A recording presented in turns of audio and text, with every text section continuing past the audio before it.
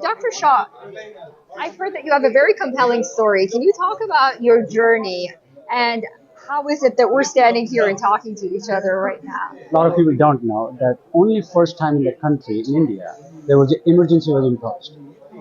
And a lot of people were moved from Delhi. And my family was one of them.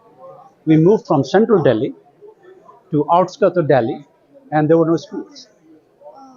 And so I was in the fifth grade that time, and I don't know where to go. So I was sitting on the floor. Wow. But nevertheless, I got my education there. I keep moving, and I end up going to Delhi University. I did my master's in bachelor's degree in science, and then I did my master's in biotechnology. I got my PhD from one of the best institutions in the country called JNU, New Delhi. And after that, I got a job directly in Japan. I spent a couple of years in Japan and then came to Georgetown University in DC. Wow. And it's fascinating that from, can I say, humble beginnings, I mean, not by choice, but because of that emergency, you end up in Georgetown. What do you attribute this journey to? It's I know it's very cliche, but it's a fascinating journey. I think what I would say to my peers and my friends are, education is the biggest equalizer. Mm-hmm. Anything that you do, and we have seen a lot of stories, the common thread in all of them is education. That's right. If you continue to work hard and continue to excel in education, I think you will get something achieved. And that's what, if you look at anybody in this American dream that we talk about, as Salim Shah just said, was, think about that. Everybody has one thing common. They all have highly educated in one of the best universities in this country. Mm-hmm. So when I was at Georgetown, I was fortunate to work with some of the best scientists in the country. But I was not satisfied. And the question always to me is, there are two kinds of science people. One, people try to understand the basic phenomenon of life in biology. Other people try to figure out, what can I do to help patients today? And so I was in this latter group. And I always wanted to see, what can I do to help patients? What can I do today to alleviate their pain, to fill the gaps, and how to develop drugs that I can help some people? So I think probably we are one of the few companies in the country.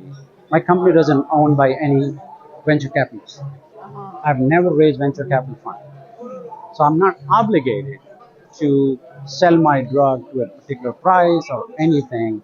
So I provide this drug almost at a free price if the patient cannot afford it. So that beginning that I had, that experience that I had, this gives me a perspective. Not just theoretical, but a perspective how poor people do, how difficult it is to afford expensive drugs, and how difficult it is to meet ends. And either they have to make a choice to buy bread or buy the drug. Mm-hmm. And the both are necessary. And I don't think people should struggle. Yeah, that cultural understanding is just so important from coming from both sides of the world. Can you, for our viewers, talk about the drug and what is it that you do? It was a very simple idea that I believed in. So I was working in the area of cardiovascular diseases, particularly the heart failure. If you look at the man, you will see that about 70% of the heart failure patients are 65 years age or more. What does it mean? See, when we say the age, we need to see the meaning behind it. And the meaning is, most of these patients are Medicare patients. Most of them are retired. Most of them don't have enough money. And they have heart failure. So, and this is the same patient population. They have other diseases as well. For example, in men, because of the prostate hyperplasia, they have an overactive bladder. Or in women who has given birth, their bladder becomes sensitive. In either way, all of them have a bladder sensitivity. So one of the drugs that we use for the treatment of heart failure is called diuretic, loop diuretic. Okay, so what does it do? It produces a lot of urine. Well, if you have a patient whose bladder is already compromised You give them now a loop diuretic, what is going to happen? Oh my God. There are only two choices they have. Take the drug and suffer the consequences. Their quality of life deteriorates. They pee in the pants, sorry to use that word, but it makes the point. The technical word is incontinence. Yes. And or if they're Uber driver, if they're working on a front desk somewhere, if these people are doing any kind of work, what they're going to do? They're going to take the drug. If they don't take the drug and they eat pizza or soda or drink soda somewhere outside, they end up going to the hospital. And heart failure is probably one of the top areas for hospitalization in this country, costing more than $20 billion. So my question was very simple. Why nobody's treating this?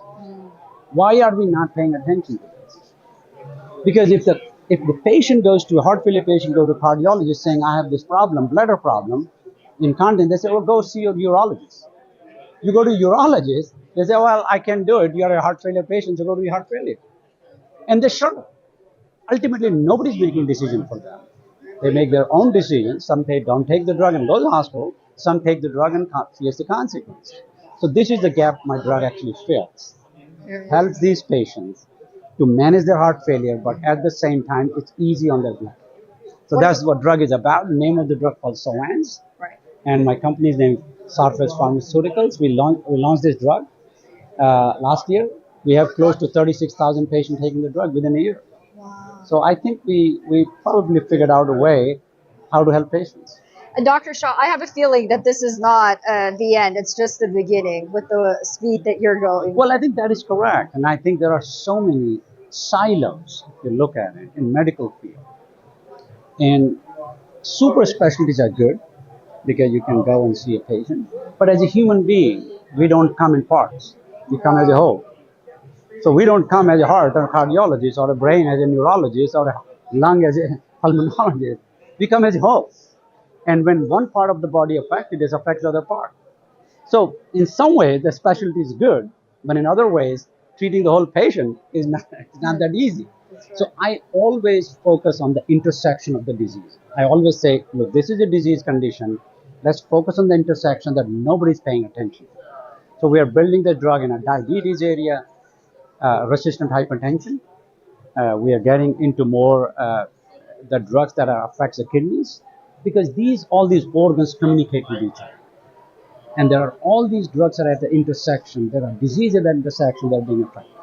So this is where our focus is. Great. Well, Dr. Shah, thank you so much for speaking to us on WION. And really, this is what OPI is about, to have conversations like this about the advancement of medicine, not only with us, the media, but I'm sure you and your colleagues do as well. So thank you. Thank you for sharing your insight. Well, my last word I tell you that OPI is a wonderful organization. It brings a lot of people together. I sponsor many organizations, American College of Cardiology, Heart Failure Association, but this is a unique place where you learn science and you enjoy. And I think these group of people put together this wonderful construct. I wish the other people follow the same. Thank you so much. Thank you very much. Thank you. It was a pleasure talking to you. Thank you. Thank you very much. Thank you. Have a good day.